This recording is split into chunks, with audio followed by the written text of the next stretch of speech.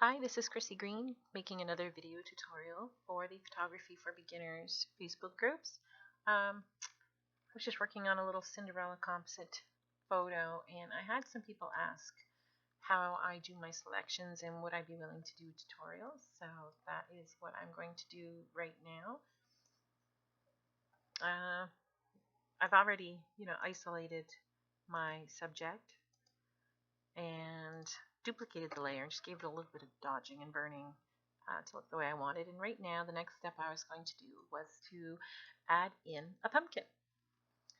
So here is the pumpkin image that I chose.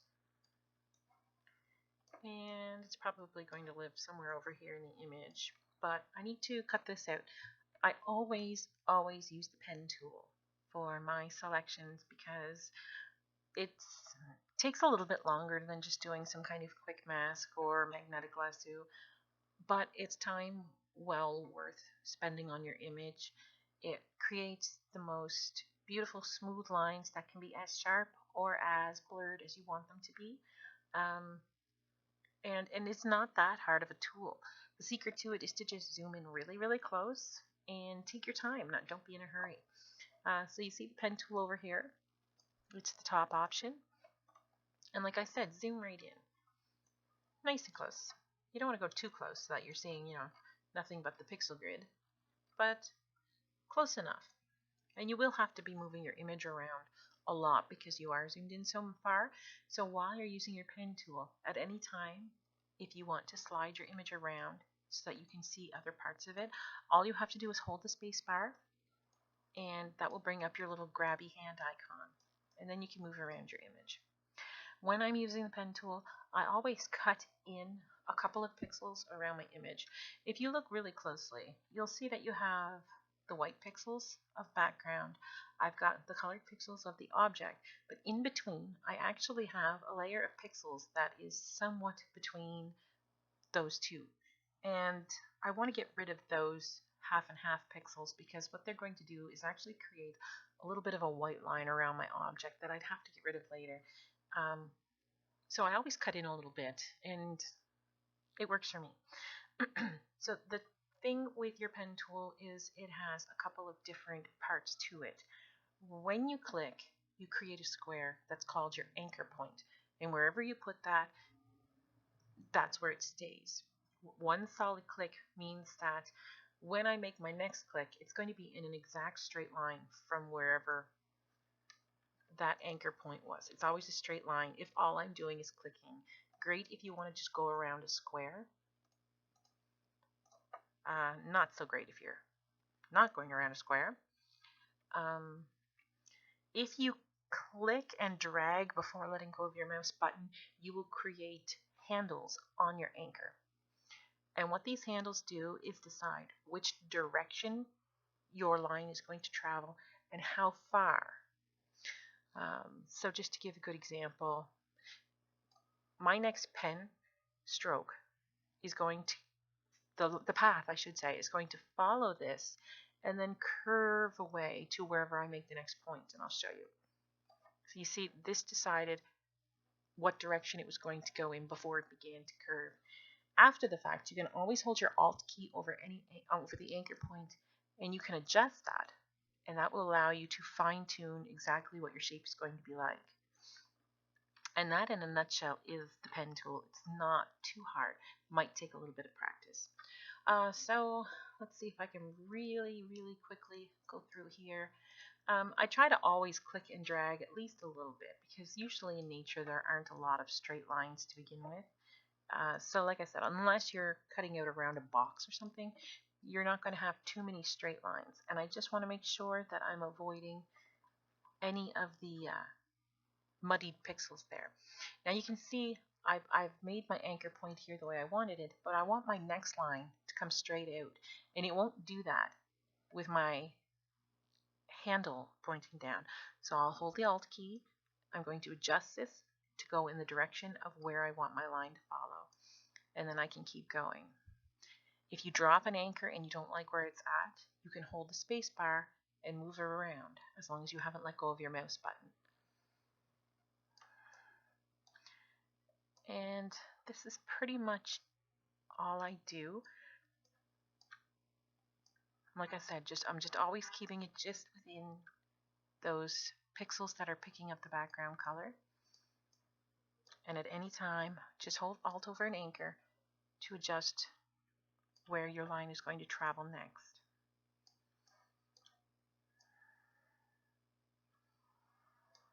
Gets a little boring to watch. Sorry, I'd sing you a song if I could sing a song. No, don't worry, I'm not going to sing a song.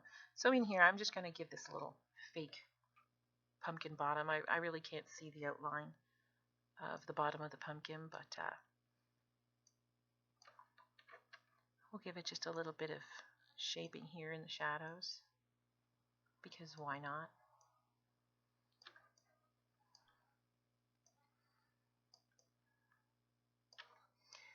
And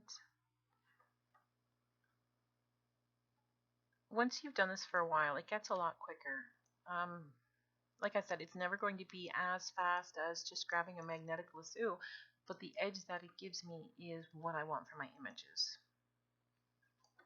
Yan would say this is the worst thing in the world and never use the pen tool, but I mean, we don't have to listen to him, do we? So I'm literally just clicking and dragging, and whenever I want to change the direction of my handle, I'm just holding the Alt key and then readjusting it. And I mean, for a lot of these small things that I'm putting in my images, I usually don't even try to get it quite this precise, because they're not, it's not my subject that I'm isolating right now. It's just one tiny little element that's going to be in the image. I'll just give it a little jaggedy top here.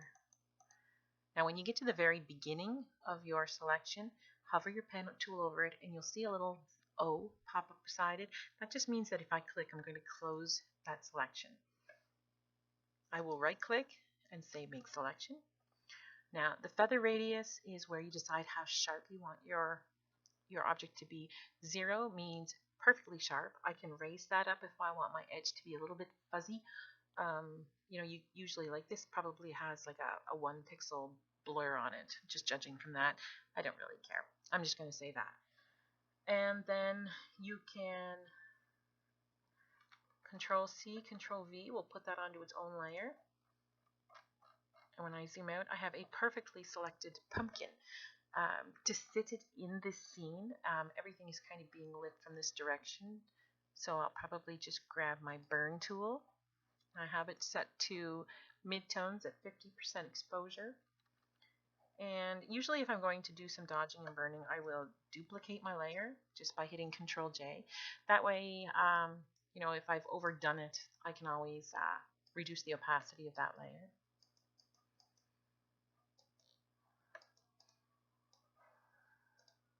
Pop down to the shadows and burn those a little bit.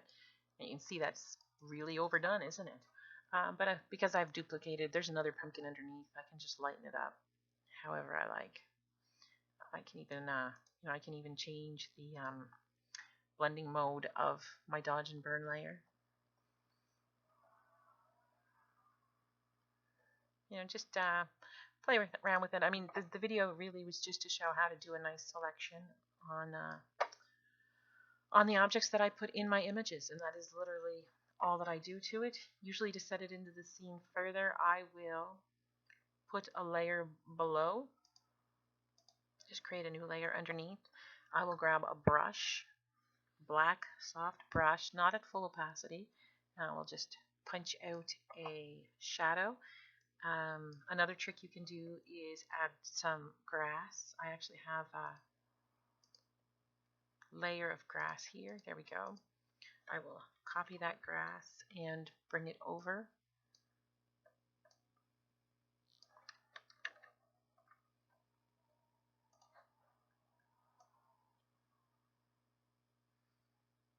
And I can add that underneath my pumpkin so that it looks like it's got some foliage covering up over it. Alright, so anyway, that in a nutshell is the pen tool. That is what I use for all of my selections in my images. You can see it's got a nice edge to it. I hope you guys have fun with your Photoshop. Have a great day, everybody. Bye-bye.